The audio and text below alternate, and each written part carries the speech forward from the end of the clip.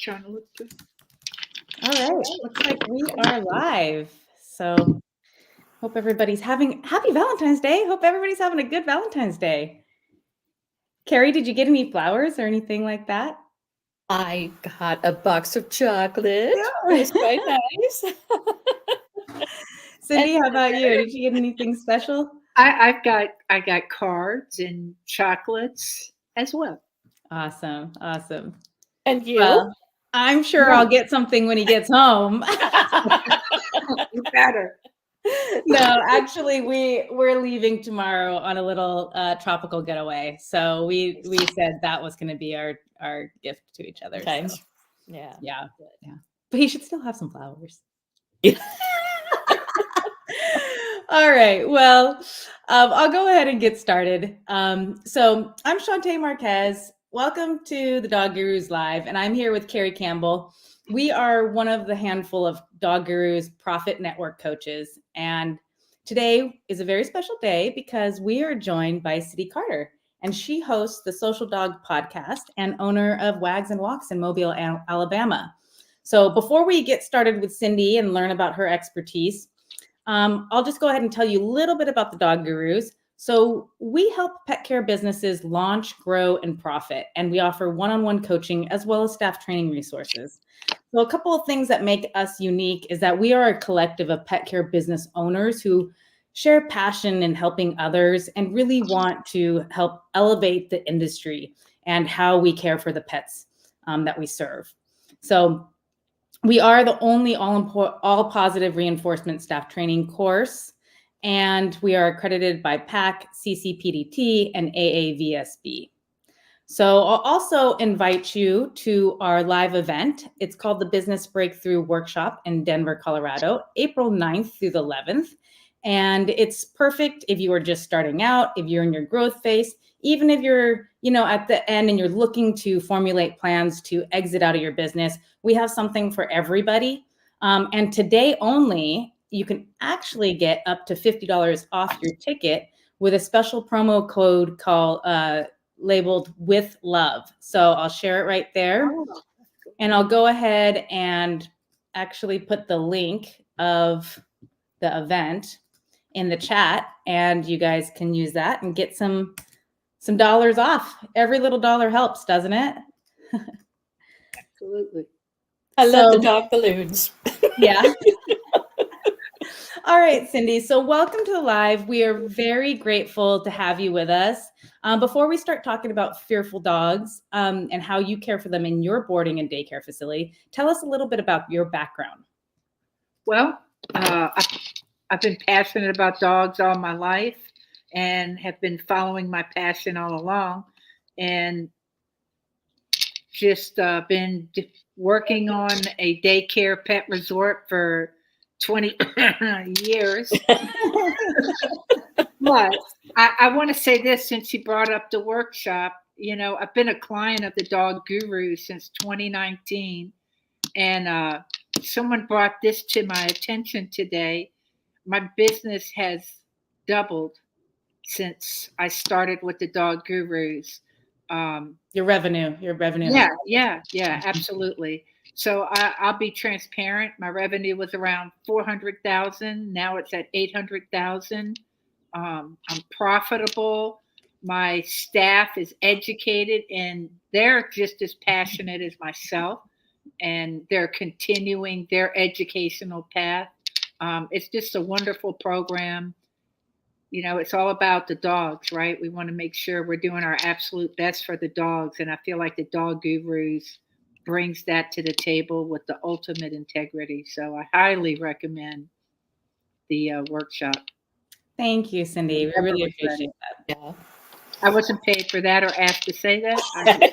I'm just putting it out there because I think it's that important for the care of dogs everywhere. Absolutely. So do we. So tell us a little bit about your background and your podcast, Social Dog. So a buddy of mine opened up a recording studio, and I think this was in 2018. And I was constantly on the phone with people telling them how to house train or how to do this or how to do that. and it just was eating up all my personal time and making me a kind of a grumpy person. So someone suggested, why don't you do a podcast? And a very grumpy person. All right, I a doubt. female dog. But anyhow, so I started the podcast, and whatever I felt my staff, the industry needs to be more educated on. Today we had Dr. Deva, who wrote a book called The Allergic Pet, and every week, I'm educated a little bit more, and so is our audience as to how to get your dog to quit itching and allergies and all kinds of this amazing things, amazing behaviorists. How to deal with fearful dogs, which is what we're going to talk about today. Um, Knowledge is power, and it's constantly evolving and changing in our industry. You think, well, I know it all by now. Everything I knew 10 years ago has changed. You have to stay on top of it. Absolutely. Thank you for having me. I'm grateful. I'm equally as grateful and proud to be here with you guys. Oh, well, we love you, Cindy. So Get back at you. So let's talk about fearful dogs, because this has always been a thing in our industry, because obviously we're taking dogs out of their normal environment and they're coming to stay with us. And, some dogs are fine with it and they just zoom along.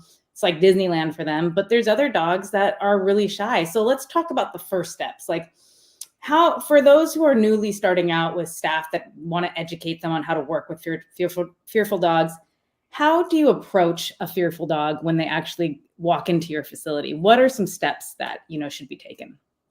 So we take the same approach with every dog, and it's treating them with love and kindness and respect. And the first thing is to introduce ourselves to the dog. As insignificant as that is, it's so important to let the dog feel welcomed and not overwhelmed with 20 dogs greeting the dog. This is just one-on-one, right? My top trainer or myself, the client's companion, and then the fur baby, right? So it's just us three. Hey, how you doing? This is my name. Nice to meet you.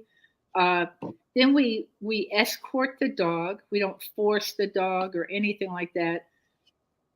Let the dog eliminate themselves, go make sure they don't need to go to the restroom. Then we take them into one area where it's just them. They can watch everything going on. They can see the dogs that come regularly in different yards. Another thing is the quantity of dogs. A lot of people just throw all the dogs together. That's insane. That is insane. Um, I believe, and I believe we all are in agreement in this, all the dogs need to be separated by age, size, and temperament. I would never put more than 8 to 10 dogs in one yard at a time, but they all know each other. They're all same age, size, and temperament, so nobody is feeling overwhelmed. But from that dog, going back to that dog, kind of watching, where am I? What's going on? You need to give that dog time to acclimate. And the whole time, you have one person assigned to that dog, and that person is taking notes like a ninja. Is the dog walking up to a fence to maybe greet another dog, or is that dog shying away? And the dog has plenty area to shy away. We want them to feel comfortable to back away, where they're not comfortable even greeting a dog. A lot of dogs don't even know how to be a dog at this point. Um, so it's basically a first date, right? Getting to know them and allowing them to get to know us, and then letting them call the shots. And thanks to the Dog Guru's educational program, I don't have to worry. My staff is educated. They're reading the dog's body language. They're watching how the dog is breathing. They're watching the dog's gait. Everything about the dog, from nose to tail, is being observed and documented. Um, I would say we give the dog 20 minutes in the yard. After 20 minutes, the dog is brought inside to a nice area. Someone might sit down in a 10 by 10 area and read a book to them. They don't have to be near them. They don't have to pet them. They're just in the area. If the dog feels comfortable, the dog's going to come to the person, the human animal. And that 20 minutes is without dogs or with dogs, just to clarify. Without dogs. Right. Mm-hmm. But we're reading what is the dog watching? Is the dog excited and wanting to engage, or is the dog is like, who are these crackheads? I don't know them. You know what I'm saying? Well, they're like, they're cowering in the corner. See me. Yeah. They're all different. In 20 plus years, I can say, just like us, everybody's different. So you kind of need to start and get the foundation. Like the dog doesn't know you, doesn't trust you. So you have to build that trust. And especially if that dog ends up being a fearful dog, all this groundwork you'd laid down already is already giving them just a tiny bit of confidence that we're looking out for them. Mm-hmm. And another thing too, which I think is super important, is making sure your staff comes with the right energy to work.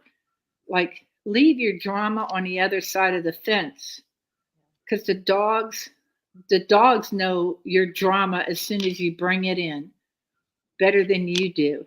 They're like, okay, she needs to go XYZ or whatever the situation is. The dogs are very telepathic and they pick up on it. You cannot lie to a dog. So going back to sitting down, reading to the dog, you might have some nice lavender in the air, not a concentrated amount, just a tiny bit being diffused in the room or the building. And wait for that dog to make the first move. Mm-hmm. Once the dog starts making a move to the human and is allowing the human to engage with them, okay, now we're ready. Give them like a 15-minute break or so, some reading time, some pets, some love. Now we're going to take them back out again. If the dog shows an interest, maybe the dog shows an interest in one particular dog. And it's amazing. Whenever they do, the other dog, it's like doggy radar, just picks right up on it. I'm here. I'm here. Who are you? A new dog. So we'll put them in the yard together and see how they interact. And are they going to each other, or is the other dog trying to hide? So that's kind of how we get started.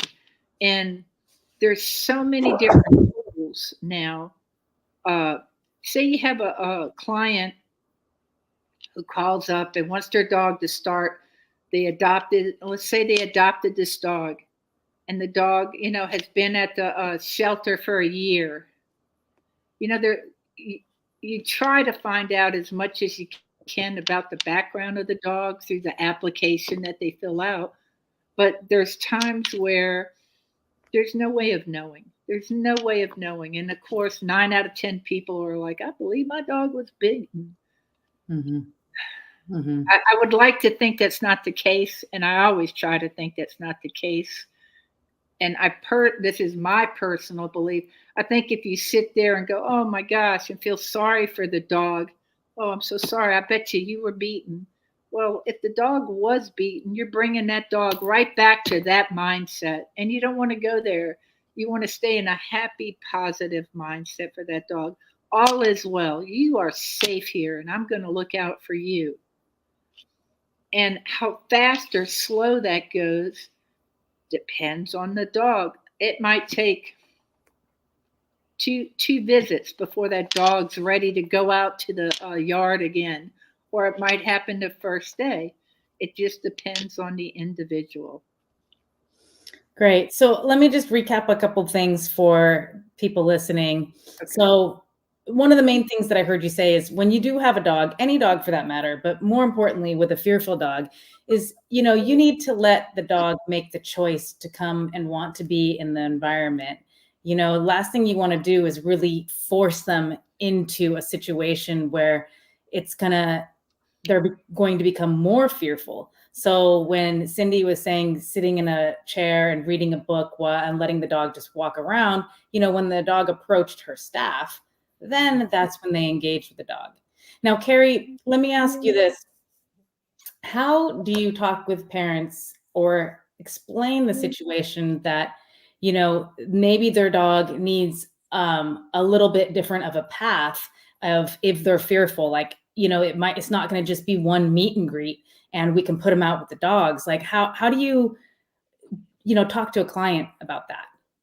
I have found over the years that coming up with human analogies, because, we overhumanize dogs in all the wrong ways. But if you can come up with a human analogy that they can understand, they seem to have a different perspective of what the dog is experiencing. Because the focus should always be what we're doing is in the best interest of the dog.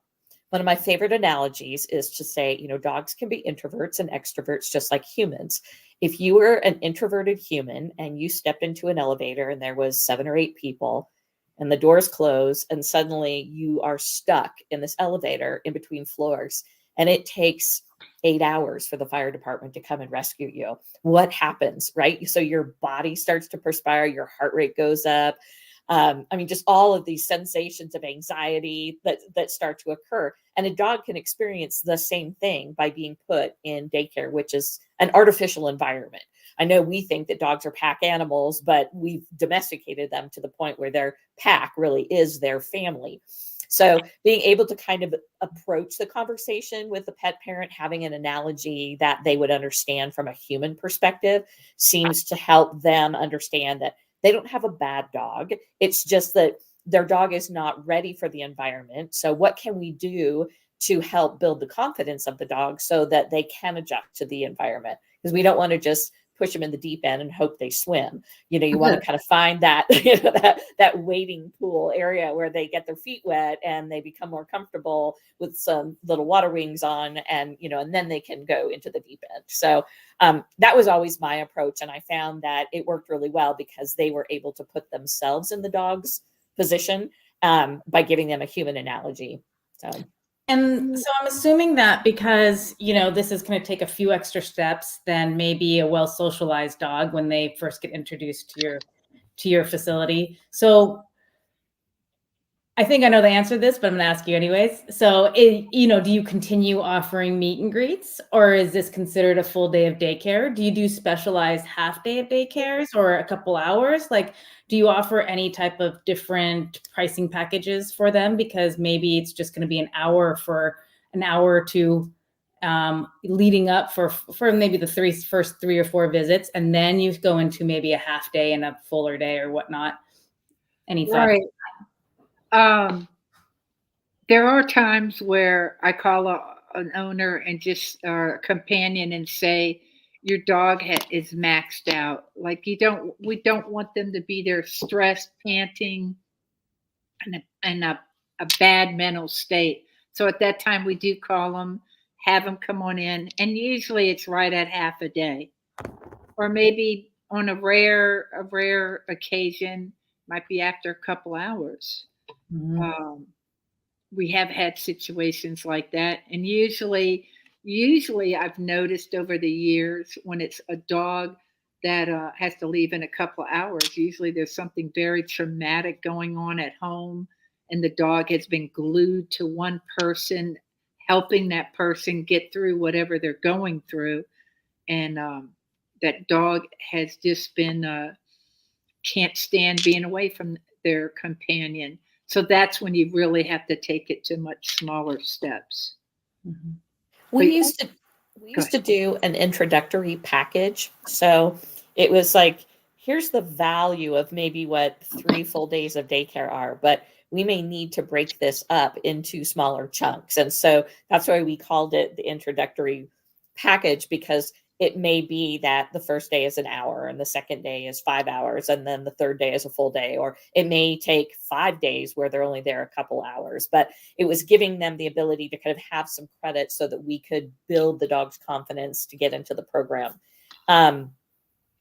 Cindi, you were just saying something, and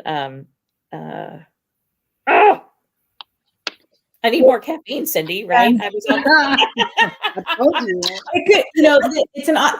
It's an opportunity to create a specialized package, which could be another revenue generating idea too. if your facility is set up, if you have the staff set up and have the confidence to work with the dog like this and really bring them in, you know, there could be an opportunity there, you know, for clients. I know what I was going to say. So it is an opportunity for you as a business to create a different revenue stream for those dogs. And that may be social dog walking. It may be some individualized enrichment daycare. But yeah, you can come up with some additional areas that you can help this dog, but it may not mean that they're immediately going into a group place type setting. And the other thing too is that, you know, like Cindi mentioned about a dog that may be experiencing something with one of the companions in their home. Right. You know, it can very well be that a dog has separation anxiety, which is one element. And then there's also kind of isolation distress. So if a dog just can't be left alone, and they have to be around a human being. It's not that they are so attached to Cindi, they can only be with Cindi. It's just that they have to have some living being with them. And that's something you can work through. And they may not be comfortable and stress-free while they are there, but you are filling that niche that they need to have a human companion around them.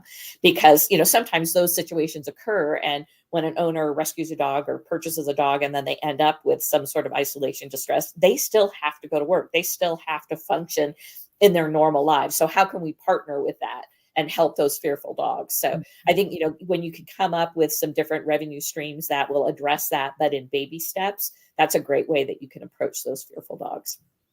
Yeah. And I also want to really stress to people that, look, this doesn't have to be a trainer working with these dogs. Right. You can teach your staff how to do this. I mean, how did you guys teach your staff to work with the dogs? Dog Guru Pet College. Yeah.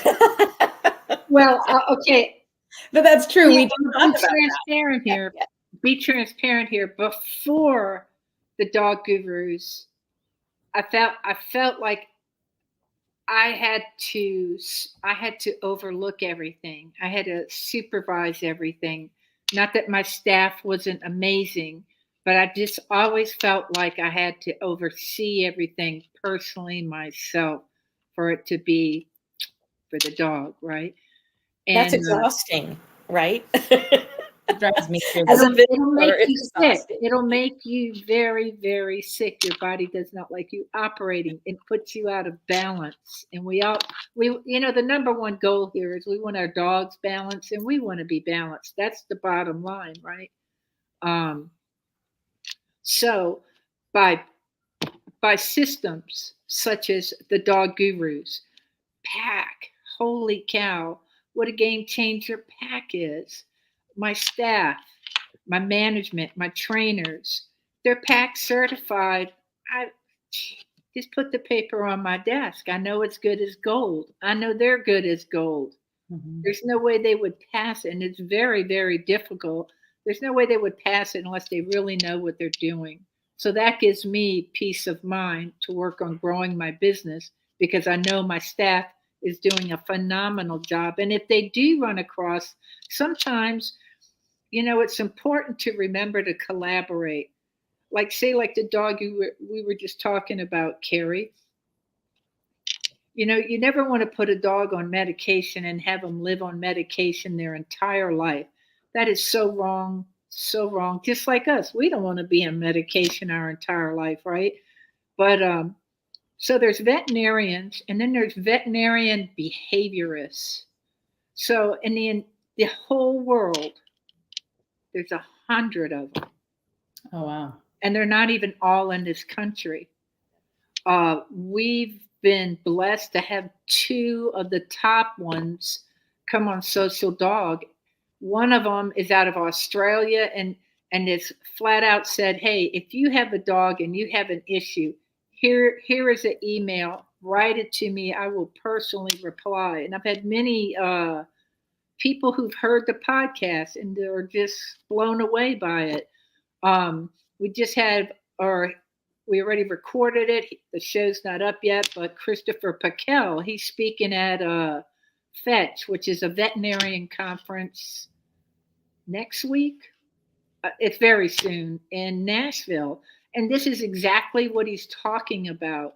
Less lifetime of medication, and let's work together, not just as a vet and the behaviorist. They want to work with the dog's companion and the trainer or the daycare, because we're all a part of that dog's life. I might see something the dog's companion never sees, you know.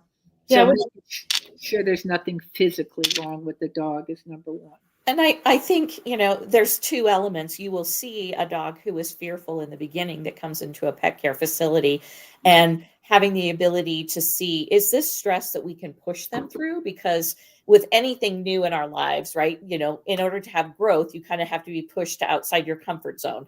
So are we pushing the dog and they can get through it? Or are we pushing the dog to the point where they're going to shut down?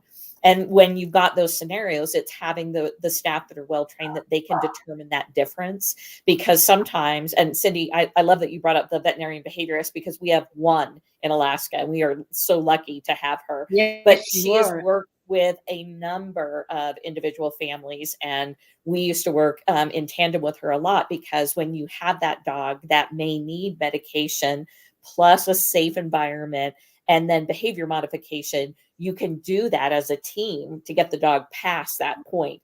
And then once that confidence is built, then you can start by, backing off, in short increments, leaving the dog home alone if they, can stand 10 minutes and then an hour and then 5 hours, same thing, that you can back them off of the medication.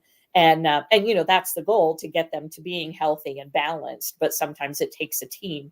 Whereas a normal kind of fearful dog that we may see in a pet care center is one that, we either need to be the advocate for the dog and say that this is not the right environment for them, and find an alternative solution, whether that's, social dog walking or something, in a much smaller setting, like just a drop-in visit. And again, these can be additional revenue streams for your own business, but you can also, let the pet parent know of the dog that you can push through, that it may not be they're super happy and excited the first few times they come to the facility, but they are going to get through this. And if we see that they can't, if there kind of is that brick wall that they hit, then we'll have that conversation when it happens. But right now, what we're seeing, we think we can push them through. So let's talk about, just to make it really clear to people, what are some characteristics that you would see in a dog, or some behaviors in a dog that you're going to say, you know what, let's take a step back. This is not the right environment. We're going to recommend these next steps before we come back here. Like, what would that look like to somebody working in that facility? Avoidance. The dog, and it's important to have things in the yards or in the building where the dog can take a break from the other dogs. A lot of times you see these dogs in the corner. It's not like they're timed out with their nose in the corner. They're in the corner because it was like, I don't see you, you don't see me. They're drooling. Their tongues are cupped. Their moon eyes. They're very fair. It's very obvious. They try to make themselves small. Yeah. Sometimes they crouch down. They're very avoidant of eye contact. So yeah, I think those are probably some of the most common things you see. They're trying to make themselves small, invisible. They don't really want to be in that scenario. So, from a staff perspective, you want to make that approach very slow. And, at the pace of the dog, you don't want to rush up to them. And, I think about all of the interactions pet parents used to have in my lobby, where there's a little dog and here's this guy who's 6'6", and he's like, oh, puppy, and he's like bending over. And the little dog's going, oh my God. Yeah, their perspective is like, yeah, which it brings up a good point. Like, I mean, some of the, before I move on, it's like, obvious characteristics are, if they're aggressive, if they're actually going to start snarling and showing their teeth. I mean, that's pretty obvious, but I think it just needs to be stated. But I think for somebody working new, like the front desk or something, maybe they haven't worked in this environment before. When they see a dog that's scared and they're sitting in the lobby, I think their first instinct is to want to comfort the dog and go and pet them. But actually, what we want to do is let the dog come up to you, or come up give to them space, give them time. Right. Yeah. let them Right. approach on their terms. So, yeah. So Go I on. was just going to say, we all have X amount of tools in our tool belt, and dogs aren't like, you just need these 3 tools and you can fix every dog in the world. It's It doesn't magic. work like that. But when you go through all your tools and it's still not working, it's time to collaborate and do what's right for the dog. You see, um, we get so many clients that attend, like go to other daycares where there might be 25, 30 dogs in one room. And they're like, my dog just sits in the corner all the time. Mhm. Well, your Yeah, dog is not stuck in an enjoying elevator, it. right? Yeah. But yet someone at the facility that's telling you they haven't been educated properly. Their heart's in the right place, I'm sure, Yeah. but they just don't have the education. Yeah. And your school kid's teacher is educated, right? The dogs deserve better. Yeah. Absolutely. Well, wonderful talk, you guys. Any other little tidbits of wisdom before we sign off? Uh, One great tool I was going to mention, I'm sure you guys have experienced this. You have those special dogs that come to your facility that are like every dog's best friend. And these dogs, they will crawl up to the fence near the say the fearful dog's yard and lay there and lick and roll over and just entice that dog. It's the most beautiful thing. And then that dog will be like, well, okay. And the next thing you know, they're playing at the fence. It's like, my day is done. So I have 2 comments about that. They are the best dogs. We would often use those as evaluator dogs if we were evaluating a new dog because they are so neutral and balanced. But then on the flip side is that we were very careful to not use them over and over again. So, we would look for that quality in multiple dogs because we didn't want to always put that one friendly, super well balanced dog that was neutral in every evaluation because it became too much. Even they have a point where they're like, okay, I'm done. I don't want to meet another new dog today. Right. But you have that tool there. Yep, absolutely. So, and God bless them. I mean, they're just when they try to make themselves small and like, hey, I'm right here and I'm not a threat to you. Come over. And once they befriend you, that's it. You're their best friend forever. Yeah, they're really They sweet. feel safe with you. There is, just because we've had the conversation, I do want to say one other thing, though, about dogs that can be fearful or insecure. For many, many years, I was the person that rescued the dogs that nobody else wanted. So I had a house full of behavioral issue dogs that could not come to daycare, which broke my heart because when I got to the point that I have 5, my ex-husband was like, no more dogs. I had my weirdo dog daycare at my house, and then I had my paid facility. But in that experience of about 10 to 15 years where I had all of those dogs that had behavioral issues, the one thing I grew to learn a lot about was collaborating and having that kind of team of people to help you with this dog. But also realizing that in some cases, the dog's world may be very small. So we had one, and I mean, he was fine in our house and in our backyard, but I couldn't take him for a walk in the neighborhood. He went in the car once a year to go to the vet to get his prescription refilled and any vaccinations. But he had a great life. He lived to be almost 15 and he had a great life, but it was just a very small world. So, sometimes we have to respect that in a dog too. It's just how they're wired. But That's right. yeah. So Yeah. I have one of those right now, actually. So I mean, I found her on the street, actually, an industrial area, part of Long Beach, and she just was very, very traumatized, and she's come a long ways, but she prefers her world to be very small, and we're okay with that. She doesn't have to do anything she doesn't want to. I want to throw this last tool out: animal communication. Everybody can do it. Everybody should take an animal communication course because what an eye opener that is. Especially when you have with any dog, but with a fearful dog, you can uncover things that might have took you years to figure out. Yeah. So Absolutely. Well, thank you so much, Cindi, for joining us. We really, really appreciate it. thank you I'll guys. just wrap it up and one more time show our special for our live event. Today only, you can use the promo code with love and get up to $50 off your ticket. So take advantage of that. I did put the link into the chat. And of course, I'll welcome you to join our Facebook group, Grow Your Pet Care Business. We just have 2 rules, and that is be nice and no selling, because we really want it to be a platform where people can go and help each other out, give advice, and just be there for each other. So everybody have a wonderful Valentine's Day. Hope everybody is, their day is filled with love and laughter and joy. So Puppy dog kisses. you Have to guys do. throw in the dogs, right? Yes, absolutely. All right. Take care, everyone. All right. Bye-bye. Bye-bye.